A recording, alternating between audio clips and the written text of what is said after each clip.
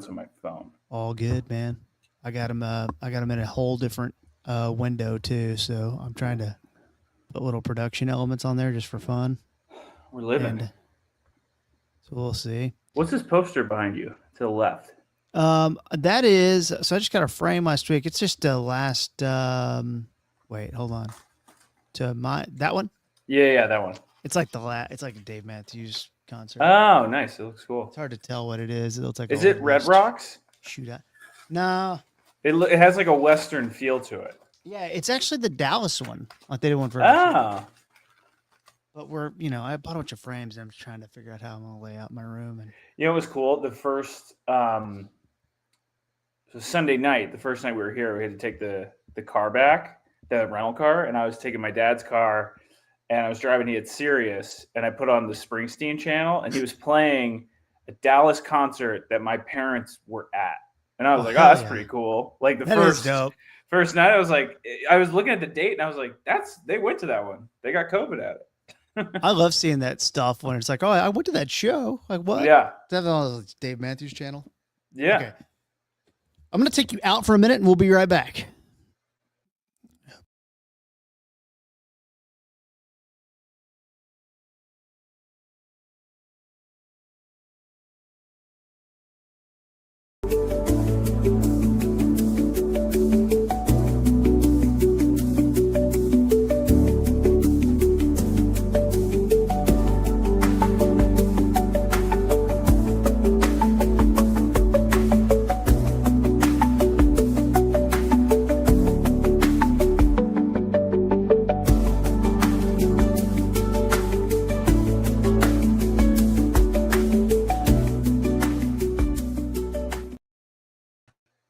I'm not sure how that's supposed to help anyone, that countdown. All right, here we go. It's really high.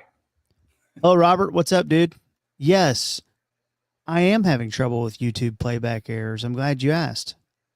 Yeah, that's something that YouTube must be struggling with something. So either way. Okay. So we're the only thing people can watch because we're going live. And it's just Robert, so we're good. The only thing anyone on earth can watch. Okay, so for the audio purposes of this podcast, we'll go in 3, 2, 1. Hello, it is the After Party. I'm Kevin Turner. Jesse Cubinet is here, and he is in Texas. Welcome.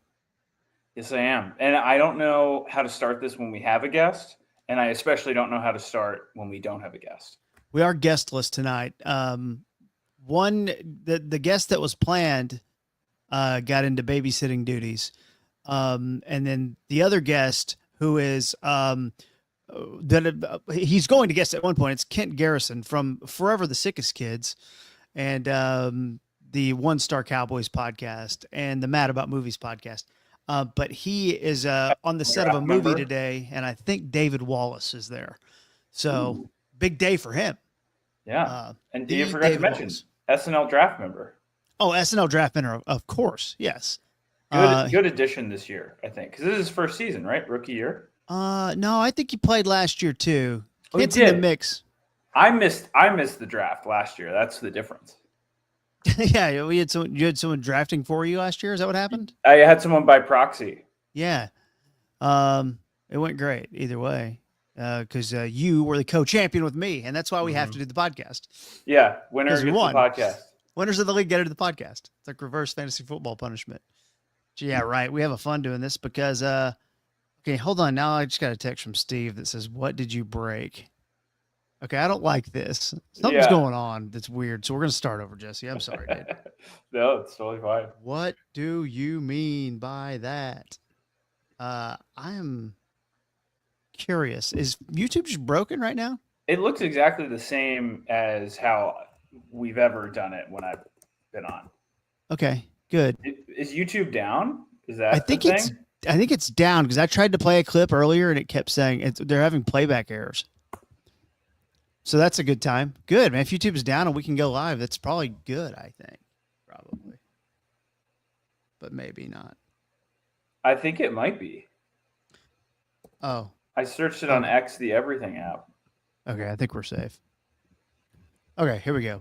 Yeah. The audio podcast Probably no one can watch it. That's fine. 3, 2, 1. Hello, it's the Afterparty Podcast. I'm Kevin Turner. We have Jesse Kubinet. We have no guest this week. That's fine. But we're going to break down episode 2 of season 51. Amy Poehler and role model Jesse is in Texas. We're here, folks. We out here. Nice cowboy hat. I know, a 10-gallon. You don't have to do that here. I mean, I know you've lived here before. You've got family here and all that stuff. But we don't have to. We don't dress like that all the time, right? You'd think that, but when you cross the border, they throw one on you. That's like a new thing. It's a new thing, yeah. No matter what angle you're coming in from, you get cowboy hatted.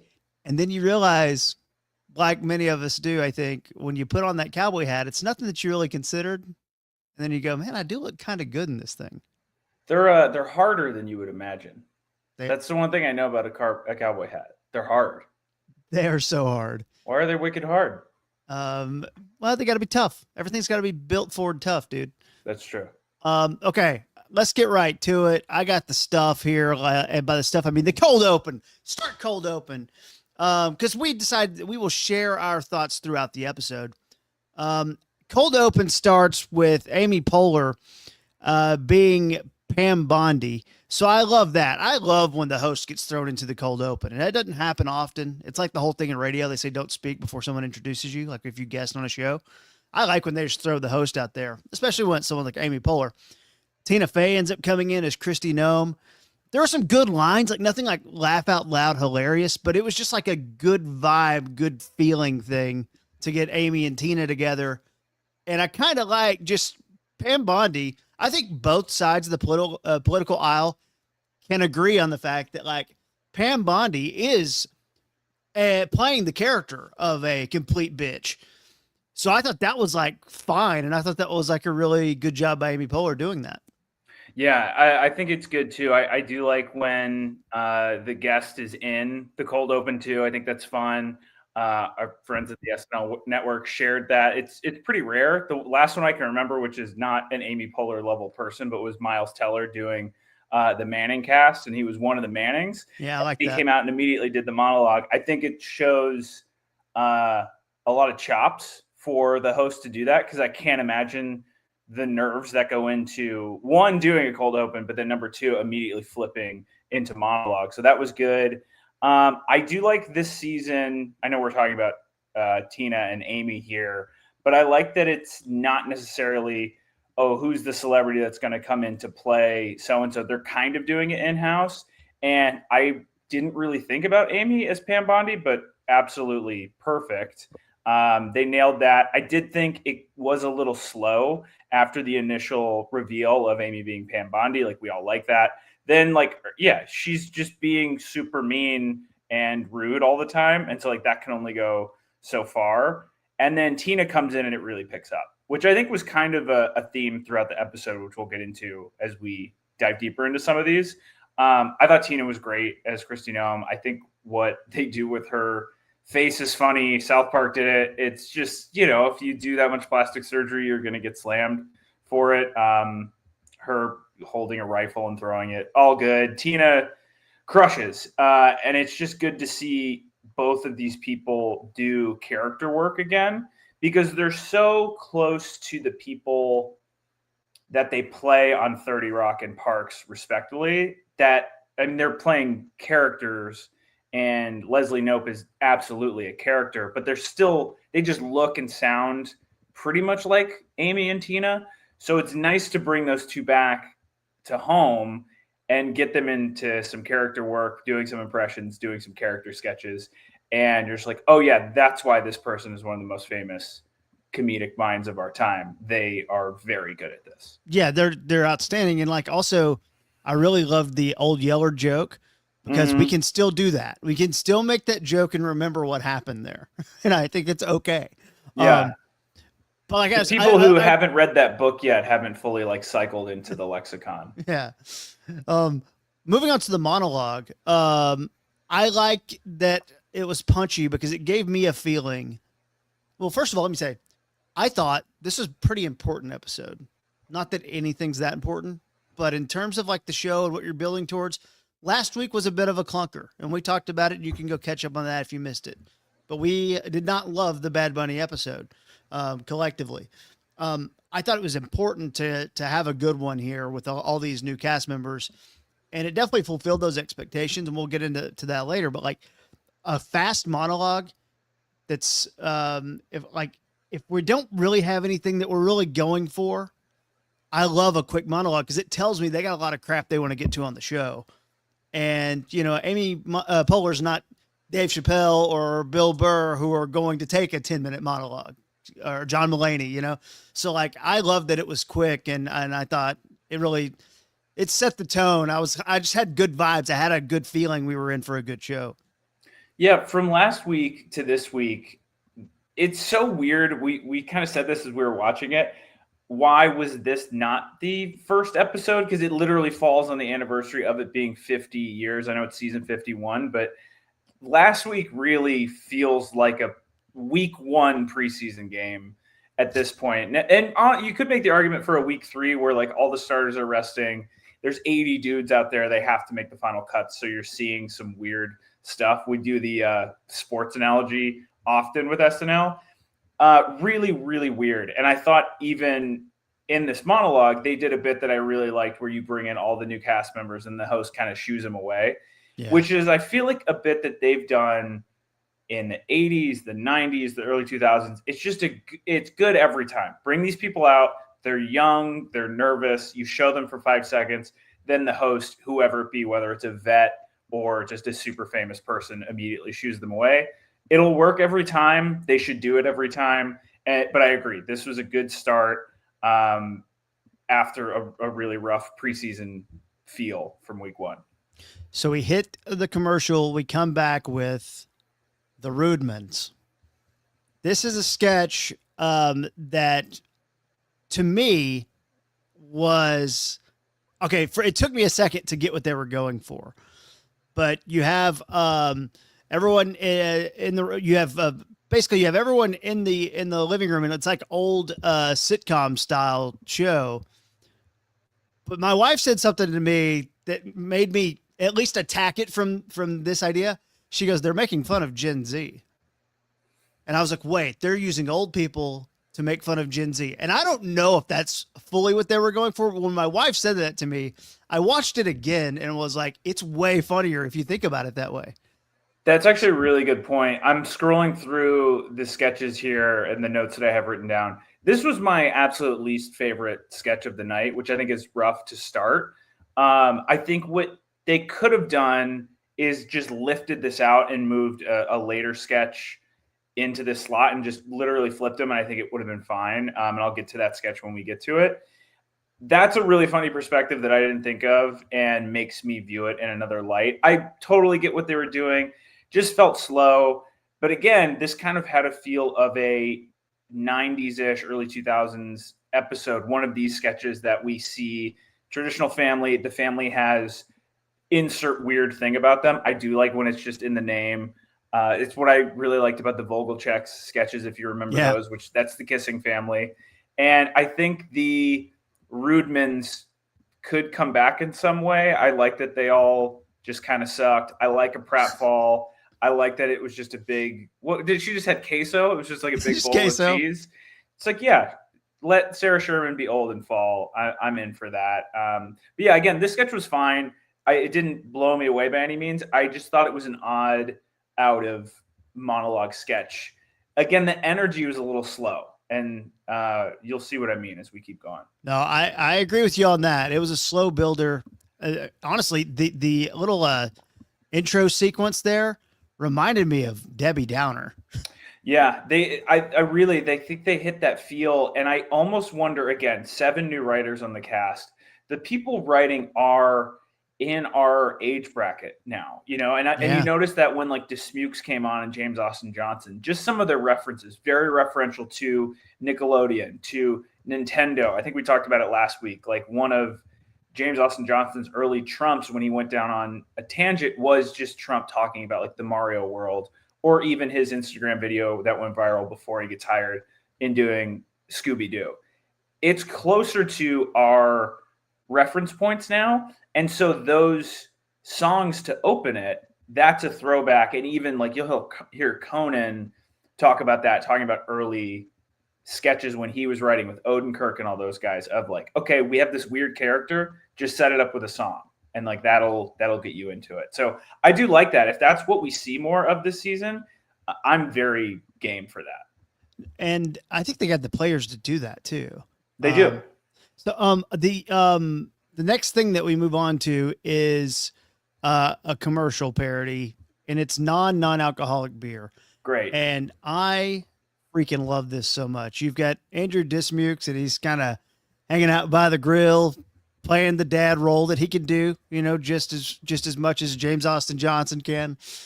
And I just love the line he said, "I noticed that I wasn't getting drunk." It was so good and like very quick. And I've noticed this trend, like my brother like started like bringing like non-alcoholic beers to the house. I'm like, what's going on here? It's like, oh yeah, he's got 3 kids. Like you just can't be, you know, going at it like that anymore. As someone who I don't drink anymore, I'm an NA beer guy. I absolutely loved every piece of this sketch. I thought it was so funny and good. Maybe there is some sketches out there or some sort of humor pieces or comedy or whatever on the NA trend, because it is like the hottest thing in, you know, like the beverage market right now is everybody's getting in on an NA, and then also everyone's making like weed seltzers, which I think we might see if we have this, we might see that later on in the season. I just think it's so perfect. Going in back to preseason and like we watched the newbies, what they kind of had in their repertoire. I am really blown away in a good way by Cam Johnson. Excellent line in this. Cam Patterson? Cam Patterson. He is, and we're talking about James Austin Johnson. Cam Patterson is really, he's not hitting home runs. Again, SNL is baseball. He is getting on base. He is taking advantage of the swings he gets, and he's making good contact every time. You smell like gasoline. Great. He just is in it for a minute. And I think he can really become a big thing from this. Like he is way funnier than I thought he was going to be. So I just thought one of the first commercial parodies, I know we did some last week, but this one I think is going to be memorable for the season.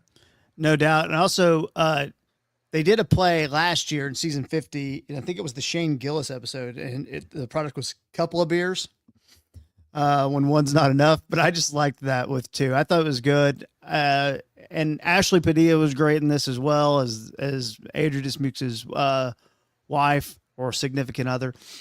Just kind of a perfect, nothing's perfect, but a really good commercial parody. Absolute home run. It was great. Let's move on to Miss Lycus, the fast psychic. I'm going to let you go first on this. I have a couple thoughts, but I'll let you go first on this. This is the one I think you put after the monologue. I think you move that into the front of the show. It starts to show off on a different tone. I really liked this. And if you didn't, I'm curious if you saw this, but my wife actually showed me a TikTok or an Instagram reel of this show. And like whoever this person is, like they changed her name to rhyme for Fast Psychic, but like there was a psychic show. It looked kind of like in the era of when Oprah had her show, so like a daytime talk, and it was cut like this. And I don't know if this is actually how she did it, but immediately when it started playing, I was like, oh my God, it's like the thing you just showed me. So I love that was getting passed around the SNL room this week. They took it and ran with it. Again, this is where you see Amy Poehler do this, which is why I would have liked that more. She was playing a character in Rudemans, but this is Amy being Amy. This is like, again, this is why this person is one of the best comedians ever and can carry a Parks and Rec for 8-9 seasons, whatever it was, because she's really, really good at this. But I thought this was great and a nice little showcase of a lot of cast members. Yeah, no doubt. And I almost felt like that was kind of intentional. And I don't know, you've heard all these stories over the years. I've read books on it, like about how Amy Poehler plays this type of motherly role in that she takes care of everyone around her. And that made me just think about like, she knows what it's like she joined the show on September, her first episode was after 9/11. Mm-hmm. For a show that there is no onboarding process for, I think that was probably part of why they thought of her for this. I would like to think that. And I think she actually legitimately cares about trying to help these people out and get them on and get them going and get them in some stuff. I do think that. I don't know if it's true or not. The joke I have from this that I'm a sucker for this one, dude. Anytime someone says they've got a heart out. So, I mean, the premise of this entire thing is that she's got a heart out at 7, which is confusing given that she's getting a colonoscopy. So she's taking the pre stuff, whatever it is. I don't know what you call it really, but she's preparing for a colonoscopy, but then she knows she's got to be out at 7 and her stomach's making a little noise. I know it's very childish, but like how it started going really fast was really good to me. I also saw this on, I think I saw this on Reddit, and I tried to stay away a little bit because I want to have my original thoughts, but I wanted to peek in and just see for a second. And they made a point about Ben Marshall, because there was a line about Ben Marshall and how Amy Poehler, as the psychic, says that he's been cheating. But someone made the point, they're like, he is so much taller than everyone. It's going to be real hard for him to fit on the stage. And after I saw that, I started looking at him. I'm like, oh my God, he towers over everybody up there. Mom out for dinner, later sketch. I think one of the last sketches before Juilliard, I have a note. I said, Ben Marshall is so tall. It's an actual note I have. And yeah, I saw it there and it didn't track for me as much there. He's really, really tall. Cause I think in the Please Don't Destroys, it's a lot of like quick shots to all three of the guys. So you don't often see them standing together. And if I do, it's like from far away from shots from their live shows. But yeah, he must be like 6'4" or something. He's very tall. He is so tall. And that would take us to The Hunting Wives season 2. I'm someone who has not seen The Hunting Wives, but have a little bit of knowledge of what it's about based on, the radio show I'm on. Ben Rogers, Christina Ray, they both saw it. But for this trailer for The Hunting Wives season 2, it was good enough that I understood what was going on. And then we get, after Tina Fey's cameo, we get the cameo of Aubrey Plaza joining the show. What'd you think of that one? I thought this was great. I'm not familiar with The Hunting Wives either. I actually didn't know, to your point of not needing to see it to like it or get it. The Hunting Wives 2, I was like, sure. I also would have just believed it if they made this up. Like that shows how good, I think, as strong of a sketch it was. Hit for me, didn't get the reference. I still thought it was great. It was just well written and well done. Aubrey Plaza is obviously a fun show in there. It looks like they had fun making it, which I think translates. I think that comes through for a lot of the Lonely Island and Please Don't Destroy stuff as well. I think it works. And even though I'm not familiar with The Hunting Wives, some of those shows of that ilk on Netflix, my wife will watch, and I watch some of them too, because I'm like, how does this show exist? There's one with Chad Michael Murray in it that takes place in Nova Scotia. I have no idea what the name is. I think it's based on a series of books. The intro music is insane, and the acting is equally as insane. I highly recommend it if you can find it. Just Chad Michael Murray, I'm sure you'll find it. So like last year they did The White POTUS, which I thought was one of the best things they did, but I could see where that would be hard to follow if you did not watch The White Lotus. Yeah. And I would say probably more people have seen Hunting Wives than have seen White Lotus, if I were to guess. Just because of the Netflix HBO thing? Yeah, I think so. I think now HBO is more accessible to people. It used to be more of a big deal to get with like your cable provider and stuff. But I could see people just straight, like I know people that are into TV and they just straight miss. And I was like, oh, I forgot a whole season of The White Lotus. Like stuff just whirls by these days. So I could see that. But yeah, I think ironically, I feel like more SNL watchers would watch The White Lotus. More Hunting Wives watchers would not watch SNL, but they will get this through their various algorithms. Yeah, it feels like I think for a good portion of, I just think there's a lot of people, like if you go to work somewhere or whatever, there's probably someone there who saw it, right? So you get the osmosis effect. That's why I like when they do that. I meant to put that little graphic up there right there. Let's move on to Work Birth. Work Birth is good. I'll let you go first on this one, yeah. I think definitely feels like a Tommy welcome to the league moment with his first set of cue cards, a ton of office jargon, which he a little struggled with a little bit, but not important. It's just office speak jargon, not like a joke centered, vehicle either. It's just to kind of set the thing up that he just needed to talk for a while they set up the tub. So a little bit of a welcome to the league moment. Again, Amy just being Amy. And kind of again on Ben Marshall, I wrote this down. I think he's the most fun cast member that they have right now. And that's not a shade to any of the others. I think he's great when he's a normal guy, like, delivered a good joke in the psychic sketch. He's super weird in this one and plays it really, really well.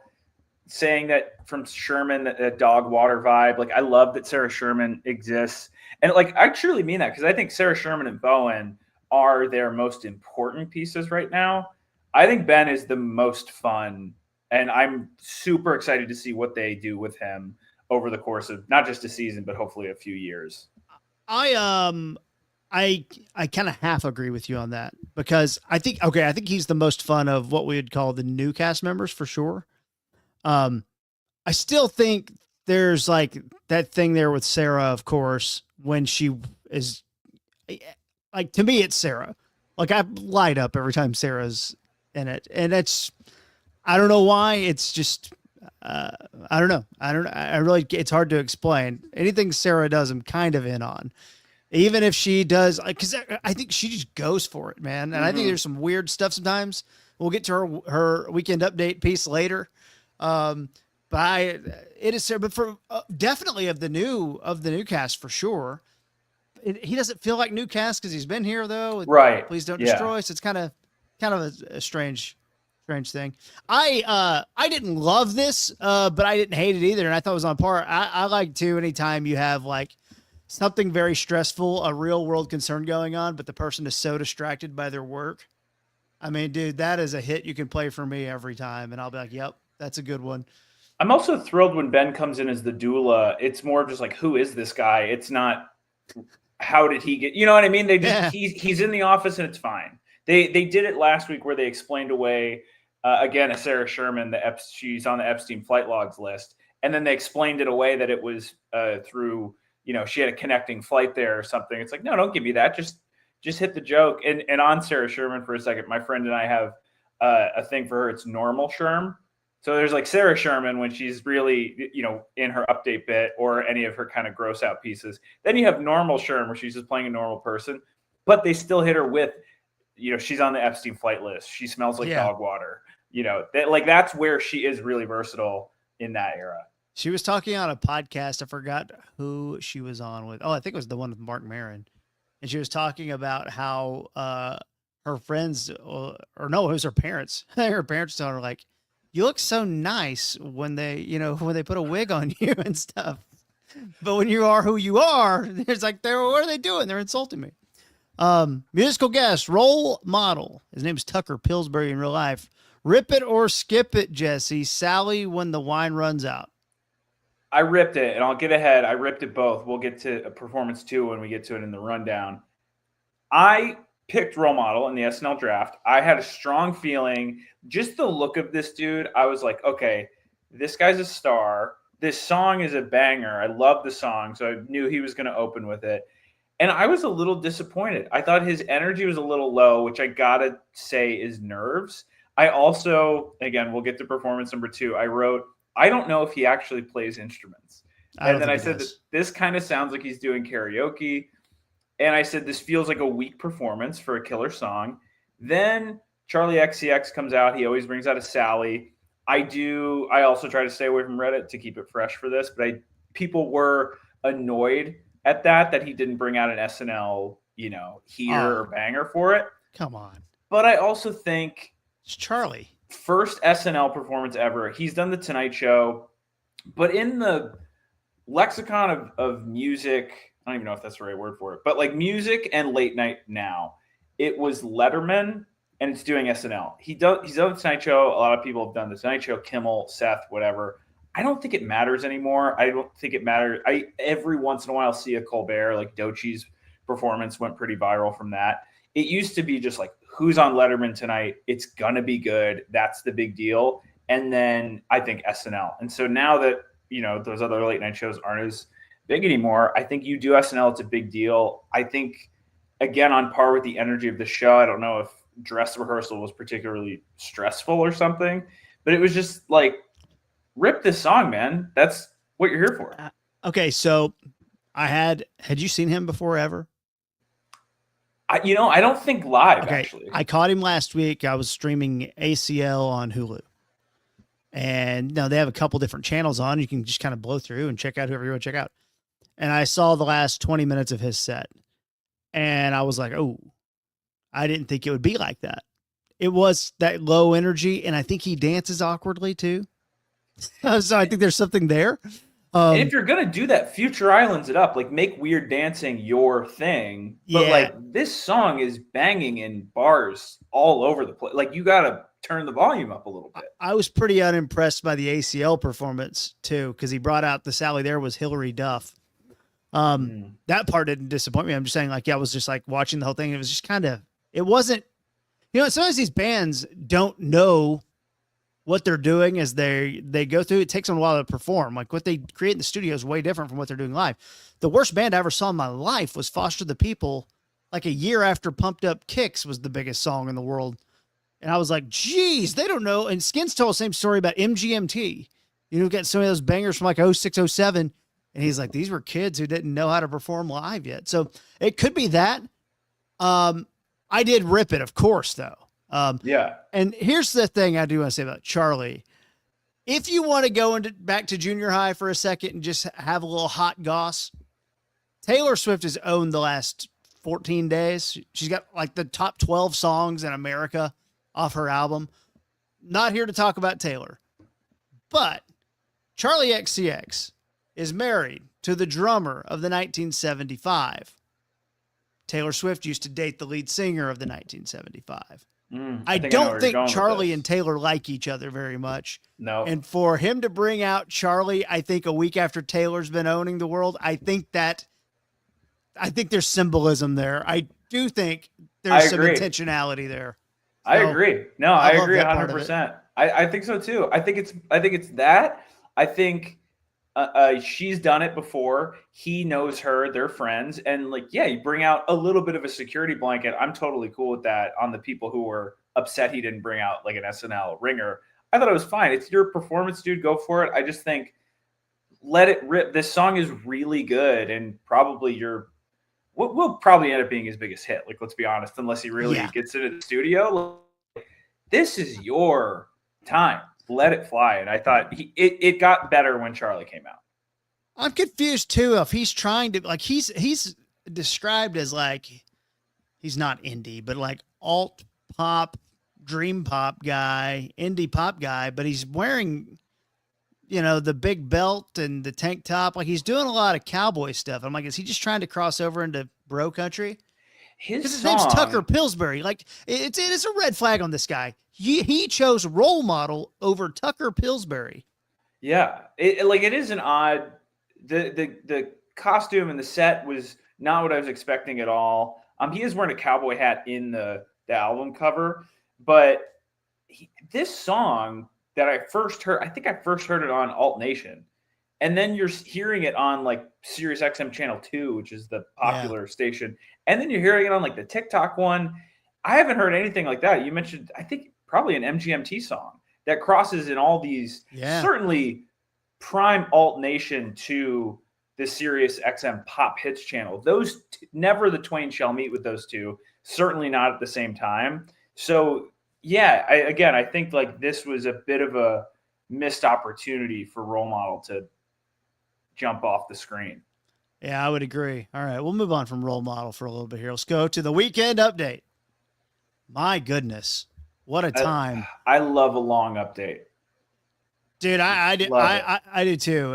And look, I mean, I think the show should have a 15-minute or more weekend update every week. It's just so good, right? And even last week, we kind of thought in that a whole episode, we were kind of like, it wasn't the best stuff, but again, it's early.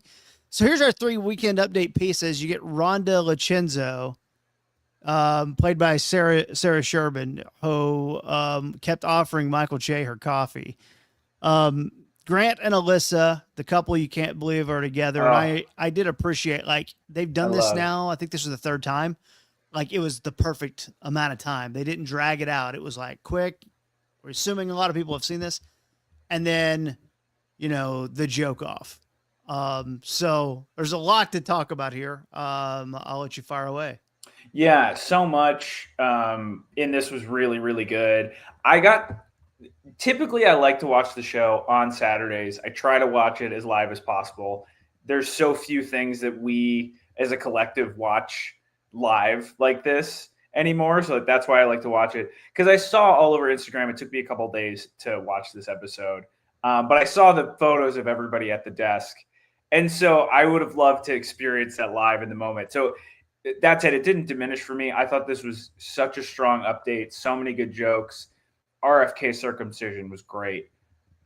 Che and dating Marjorie Taylor Greene, great. This cut to the Saw joke, so good. Beautiful. For Sarah's first update of the season, absolute home run. Mark Sanchez, the penalties offset, such a good joke from Colin. Yes. And they didn't really like it. That must have not been a sports crowd because they weren't following. It was beautiful. You could definitely tell that. But we know Colin's a big sports fan, a big football fan. The joke off, obviously so perfect. Just good to see him there. I saw someone say it's like if Mount Rushmore had 5 heads. I agree with that. I think every one of them was great. I was a little surprised not to see Fallon. And my wife made the point of he didn't anchor with Amy.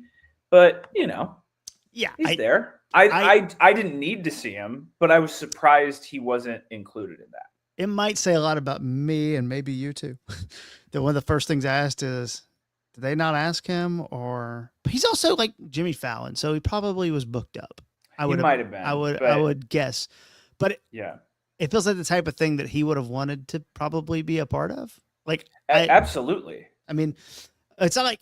Look, it's not like he wasn't at the Yankee game with Lauren 2 weeks ago. That was a little strange. It worked fine, and it was fun. The crowd was hyped up, just lit. Mm-hmm. They looked like kids up there having fun. At least Amy, Tina, and Seth did. I think Michael and Colin were a little more just doing their job, but the older statesmen were kind of really giddy about that. They were. And I think what's nice about this era of update with Che and Colin, which I hope we keep for a really long time. I know they've been both. No, well, not really Colin. We as a SNL collective have been guessing whether or not he's going to be done soon. Che always says he's done. I did know, I saw this after, I don't know if you saw this on Instagram. Che was apparently super, super sick during that. And he was home. And he Instagrammed from, I think it was the Juilliard sketch. He Instagrammed that he was in bed before the show was even over. That's pretty great. I think that's just an interesting. Whenever I like watching a sitcom over and over again, and since we're talking about Amy, there's one particular run of a few episodes of Parks where Adam Scott clearly had one hell of a cold and he could not get over it, and he just sounds sick. I'm always interested when I see that, but I didn't know. I thought he played it like a champ. So whatever concoction he took down before taping, it worked. I'm assuming it was AI. I'm not sure if they did something, behind the scenes. But man, the Epstein and Trump bit with Colin in the background at the party laughing was so good. I was thinking about that too, whether or not they made it with AI or just had Colin shoot it on a green screen, because it was so good. That's what makes me think they did it. Because I remember the first South Park with the Trump PSA with Trump going through the desert. Everyone thought that was AI, but then pictures came out of them actually shooting it with a guy in, prosthesis and a bodysuit. And I'm sure they, fudged with his face a little bit. But yeah, I would say it probably took SNL 5 minutes to do that. You just throw Colin in that shirt from that era and then just have him go react in real time. It worked on 100 different levels for me because you have him kind of sliding by and it's just goofy. I know, to quote the title of his book, his punchable face. But then he stands behind Trump and Epstein, and when Trump tells the joke that we've seen a million times, Colin leans in to hear it and then fake laughs behind it. Like, it's like another level of, oh yeah, Trump and Epstein, he's not on their level. He can't hang out with those guys. I just thought, and it just, for it to come from Michael Che, in your head, you could be going, man, I have no idea if Colin knew that was coming or not. Yeah, I think they are surprising him more, which again, this era of update, they're looser with it, and they can kind of do some asides. You have two pretty seasoned stand-up comedians on their own, and then just two seasoned performers. So you kind of put that together. They know the pace. I think they know how long it could be and how long it needs to be, or we don't have time to play around this week. So I think they're very aware of that too, which again, no full shade to the Rudemans, but long update, 2 desk pieces. Again, I was surprised when they brought out the couple, having seen Amy, Seth, and Tina just in a picture. When they brought out another desk piece, that's where I was like, oh, this is just going to be a super long one. So again, and also where we're going after this, I'm surprised Rudemans made the cut. Rudemans to me feels like one that got moved around a little bit after Dress. And I'm just surprised it made the cut based on the quality of the episode, because now in the slow start to update, we hit update. I think the rest of this episode is on an absolute rocket ship. I too, dude. I was just, yeah, I was grinning. I was in a great mood. That takes us though to the first post-update sketch. Man, it's like coming out and kicking a surprise. You're not even allowed to do this in the NFL anymore, I think. But the surprise onside kick out of the second half, Bilson and Lieberman. Good Lord. This was so awesome and weird. You have your injury attorneys, and it's James Austin Johnson and Andrew Dismukes playing, Bilson and Lieberman. And then you go to Amy Poehler, who is playing the role of Lachlan Mulchberger. And then it just keeps getting crazier and crazier. I mean, dude, this sketch, we've all seen the Texas Hammer sketch commercials that all make fun of those and stuff. You have the Drabble sisters. They're the most experienced law firm. I like that. Just a bunch of old ladies. And then when Bilson and Lieberman had their clones come out and they all had to go Bilson, Bilson, Bilson, Bilson, and Lieberman. Dude, that would have been good enough for me. Like, I was happy. It was so good. And then you get Turtles. Really big old Turtles. Yeah. It was so good. I also think James Austin Johnson and Andrew Dismukes together is always going to be good and fun. I saw another photo of, and this could be completely wrong, but I swear I saw Amy Poehler at Goodnights she still had the man arms on. Like, she took the wig off. And so I'm wondering if this is a 10-to-1 that because of the length of it, they moved it, they've done a few 10-to-1s together because they have a weird sense of humor together. So I like when they work together. This was just an absolute delight. And I had this down earlier and I want to bring it up. James Austin Johnson is so good. And we know he's a good impressionist. He's just a good actor. In the psychic one, the way he played off of her as a guest, again, being confused as to what's going on. And another part of this comes in later with a later sketch with James. But I truly think at some point we're going to see him win an Emmy as a supporting actor in a drama series. Like, I think he can do it. Yeah. I think he's going to be, like the guy from Office Space that was in Barry. He's in King of the Hill. Like, he's just a character actor. I can't remember his name right now, but I think that James Austin Johnson is going to do some really cool post SNL stuff, which I hope is a very long time from now, because he's absolutely a perfect, just moldable piece of clay for this show. He's so good. Dude, what he was doing in the cold open is Grassley. He was playing Chuck Grassley. Dude, he was just kind of moving his arm. It's just like a little move, but it was great. He might be, this is too high praise, so pardon me for being superlative here. But they're like, because he's known for the Trump thing, and that covers up, I think, everything else he does, unfortunately. Like, dude, he might be like Phil Hartman. He can do I think everything. Yeah, absolutely. I don't think that's crazy at all. Like, yeah, Daryl Hammond's calling the show right now. Daryl Hammond worked. There's stuff in I know you've read the same books about him really working on a very subtle piece for an impression. I think that's a James Austin Johnson thing. Like, his Bob Dylan is so good. He just his Instagram is one of the best things to follow. And when he would call into different podcasts or shows in character, it's always good. It's always funny. He has just such a Rolodex of referential humor and a knowledge of like music and pop culture that it always works. He's something, man. He's special. He's a very, very good comedic performer. I don't know how he is doing stand-up. I think it's cool that all these guys go out and do, hours at clubs and theater spaces. So he must be solid to keep going, but man, he's perfect for this show. Rip it or skip it. Some Protector by Role Model. This fell into skip it for me.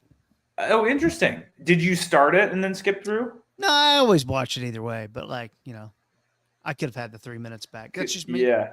I thought that I was not expecting song number 2 to be better than Sally because I'll be honest, I couldn't name a song number 2 from Role Model. I thought this was shockingly better. I did not think that was going to happen. I thought he had more energy in this one. And I wrote egg on my face. He can play an instrument. He's playing the guitar. So, which I think was important for someone like me, who I give this guy a bit of a long leash because I like that, when the wine runs out song. Good to throw a guitar in his hands. Good for you. And if he harnesses that, because he's a good-looking dude, I think people like him. I don't think he's the best singer in the world, but he has the look of someone who could just be a superstar. He's just got to do better when you have to do better, and this was better. I think for me, I'm never going to be able to handle the Role Model Tucker Pillsbury choice that he had, because he could have done Tucker Pillsbury, and then his second song could have been a cover of Blur's Song 2, and he could have done it as Woo Woo, like the Doughboy. I'm with you. I'm picking up. Follow me on that. Okay, I explained it I explained it like SNL had to explain a few things. Let's move on to Emo Mom. New guy, Jeremy Colhan's at the table as the son. Chloe is at the table as the daughter. James Austin Johnson is playing the dad and playing it well. Oh, and here comes Amy Poehler is the mom who is going through her emo phase. The twist of it being the mom acting like the teenagers, everyone's concerned. Again, this is Amy being an absolute rock star. She's the best at this. To James Austin Johnson again, and this is where I was getting from cold open to the lawyer sketch to this. He's obviously a big character in the lawyer sketch. He's not in these other two ones, but he's getting, in my opinion, really good laughs. There's one moment where he's just eating the pasta by himself. There's another moment where he kind of says a quick aside. I don't remember if the kids shoo him down or someone does, but it's just a little, all right. And then he sits down. I really, really love him. I love this flip. I thought this was absolute perfect Amy Poehler that we would have seen on Conan in the 90s, that we would have seen on SNL in the early 2000s. I thought this sketch was great. Another shout out to Cam, came in, crushed. When he needs to come in, he's getting hits. And then, Ben Marshall is freakishly tall. Oh, yeah, very tall. Very, very fun, though, too. And, again, Amy's a star. Pasta and rice was the dinner. Pasta and rice. Is really carving up there. A dad dinner. And we end it with the Juilliard masterclass. You've got Bowen. You've got Amy being the people who created the Severance theme song. And then James Austin Johnson's emceeing the event here. And then you have all your people in the crowd, which was Tommy and Ben and Ashley and Jane. And they all started kind of just picking on Jane at the end, which I think she gets a lot of that. I always kind of feel bad for her. I don't know, man. I feel like people are kind of mean to her. I think we're both fans. The SNL Reddit super doesn't like her, and we want the SNL Reddit to like us. But yeah, I like Jane a lot. I think she's really fun. I get her not being everyone's flavor or everyone's cup of tea, but in this role, that's super fun because we know this bit of they do bad, silly songs that kind of sound like a 90s Fresh Prince thing. Yeah. And then they're these like big drama songs. Very good. Again, James Austin Johnson steering the ship here really well. Such a good pile-on bit to get mad at her, even when she's not the one saying things. I think in the background, too, you'll notice this over the years. I think some of those are writers. There's one kind of like middle-aged, older lady. I think they just go to her all the time. She must just be a New York actor that they just bring in. She's always in a courtroom. Yeah. I've seen her all the time, which that's got to be, that's got to be cool for her. What a gig. Yeah, perfect 5-1. Great episode. I really, really liked it. Again, my only one was the Rudemans that I probably could have done without, but other than that, super solid, super fun episode. All right, let's give out our game balls like they used to do on Inside the NFL. Yeah. Look, I had a tweet that was maybe just being just being a little extra maybe, but I tweeted this on Saturday night after the episode. Amy Poehler is so great. She tilted the entire axis of the season in just one episode. So I know I'm viewing this as a sports thing, but they really needed a good episode after last week. And I don't know what it would be like ratings wise. They probably did better last week in the Bad Buddy episode, but just a good episode, getting everyone time, I think was so important. Dude, everyone got to play, which is great. I thought this episode was kind of what I want the show to be. It's the weird stuff, of excellent weekend update. It's just, for me, the flow of it, I actually thought I really liked. I don't know. That was one of those where it gave me this, because I was viewing this like a football team. It gave me this re-hope. So while last week I was talking about it being a rebuilding year, it made me go, why couldn't they have a season similar to last year? Yeah, kind of, man. A scrappy team. Everyone on the bench is going to get in and get some minutes. I'm trying to think. My game ball 100% goes to James Austin Johnson. I thought he crushed this episode. And even just now, realizing didn't do Trump, didn't do any impressions, I think. Can you think of any original? Well, yeah, no, nothing original. I mean, Chuck Grassley playing Grassley, yeah. Yeah, but still, that's great. And kind of something to keep an eye on. I know they hit a couple Trump things in Update. Open with Pam Bodney, which is obviously in that world. But again, very little actual Trump in this episode, which I think is good for comedy. I don't think you need to do it every time. It's just going to be something interesting to watch post Colbert and the Kimmel incident to see how they handle it, because I think they're handling it well, and I do think they're walking a line. There were Epstein file references. We've had Epstein files referenced 2 weeks in a row now. Sure. But that's just it's almost a meme at this point, which is crazy. But that's kind of where we are in this, everything is a meme now. But yeah, game ball to James Austin Johnson. I'm with you. This is a good season. Watched a promo earlier today for Sabrina Carpenter with it was like a Sex and the City promo. Already gives me good hope for this episode. I think she's gonna be a really fun twofer host. Oh, I think she will be great. And for any of the world that doesn't know what she's capable of, I mean, she's got, to me, the Ariana Grande potential to be one of the best music people that they continue to bring in and can do stuff with them a lot. My specific prediction for next week is that they do something with her height and Ben Marshall's height. Yeah, that would be good, especially now seeing how tall he is. I'll do it as a prediction. It's more of a wish, because I don't think they've done this in a really, really long time since Jim Henson passed. But Sabrina Carpenter is doing a Christmas-themed special of The Muppet Show with the Muppets. So I would not hate, maybe in the cold open, this actually feels more of a home-based monologue bit, but Sabrina with some Muppets would be a good time. I think it's possible. And like, she did a Christmas special last year on Netflix. She kind did. of framed as a comedy thing. It's okay. Like it's, it's Which she had Kyle Mooney's in it weirdly. She had a couple SNL writers, Jimmy Fowley, and I can't remember. It's Jimmy Fowley and his writing partner. They were featured heavily in the documentary. I think I am also shocked that he has not been bumped up to the cast at this point. If you've ever seen the other two, he's phenomenal in that. He's super funny. He is sprinkled a little more throughout English Teacher season 2. Oh, cool. Had a cameo or two in season 1. Absolutely crushed. He's super, super funny. But I think we probably also, since we're doing predictions, I bet we get a Domingo. Yeah. Yeah. Oh, I didn't think about that. Yeah, because she's taken part in that before. Yeah. Unless they think they killed it off at the 50th. I don't know. I mean, again, new writing staff. This was a lighter Marcelo week. But again, I think it's fun.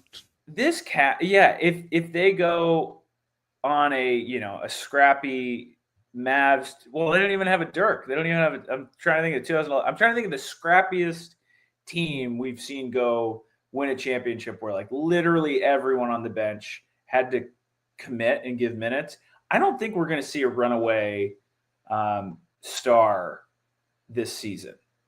Maybe one will emerge, but like an Ego carrying an episode or a Bowen carrying an episode, I think will be disservice to this group of people. Yeah, something Skin was telling me, Jeff Skinwade from the Ben and Skin show, for those out there listening. It's in Dallas, but he's he's a mid-50s guy, but pays attention to pop culture and stuff. But he was saying the other day, he was not fighting me, but he was basically saying, he's like, honestly, outside of Keenan, I don't really know anyone on the cast. Like, none of these people on the cast are going to be stars. And I'm like, man, they've got so many people on the cast. It's not like it was in the 90s where you have all these recurring characters like all the time, like Church Lady.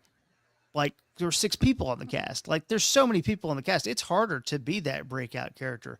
And what are you breaking out into anymore? They're just not making TV shows and movies for a collective. Like, TV shows and movies are still getting made, but people aren't collectively taking it in together like they were.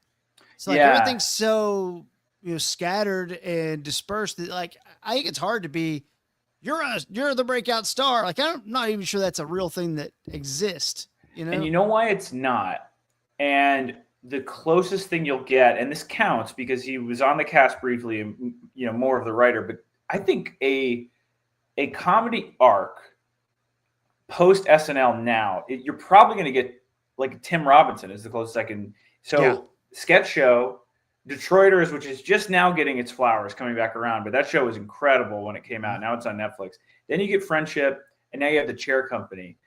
I think because they're not making big budget comedies anymore in the theater, we're getting closer with a Naked Gun. But when was the last time you saw a caliber movie be made like Anchorman or? I see where you're they're going. Just not making those. Bill Hader would be a guy I would say for Barry, which was, but again, comedy. A bunch of people probably, comedy. Ted Lasso. But again, those two shows, because I agree with those. Ted Lasso, I think had more broad appeal. Barry had a darker twist, but again, it's on HBO. I don't have HBO. I missed it. Or it's on Apple TV. Apple TV. I gotta get smart TV for that. There's people that miss these things, so you are not going to get a vehicle that's right over the middle. You're not going to get Wayne's World. You're not going to get Tommy Boy. Like you're going to miss these folks, and even like Sandler doing Happy Gilmore 2, which was kind of a dud. You're not getting these Sandler comedies thrown at you because people just don't go see them as much anymore, and they'll release them and make them on streaming. The closest movie I can think of would be Barb and Star Go to Vista Del Mar. There you go. Which I think is a perfect comedy movie from an SNL person, and it came out during the height of COVID. I don't even think on streaming because I remember we would rent it and we loved it so much we would watch it again before the rental lapsed. And I haven't done that with a movie since Billy Madison, Ace Ventura. Yeah. These studios don't take a swing on comedy anymore because it's easier to just throw it on Peacock or Paramount Plus or Hulu, Netflix, Disney Plus, whatever you want to do. And then they just get buried. And then you get a guy like Skin who is the Dallas Ryan Seacrest. He has 17 jobs.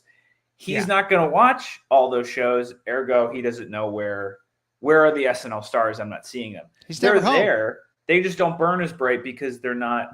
Yeah. Movies are the draw, but people don't go to as many movies anymore. And that's my TED Talk. Hold on one second. I wonder if that's the police coming to cut off how long this podcast is. Sorry, we were dog sitting. There's a dog was. I couldn't hear it if that helps. Well, he was trying to come in the room, and I like to keep that door shut. All right. There it is. It's the After Party, episode 2. You can find this on Spotify and Apple. You know that if you're hearing that, so that's pretty cool. But you can, if you like listening on one and you want to check it out on the other, you can. We'll be back next week to break down Sabrina Carpenter and Sabrina Carpenter. I think it's gonna be a fun one. I do too. High hopes for it. Welcome to Texas, my friend. We'll see you at the saloon. Yeehaw. All right. Bye, everyone. In stream.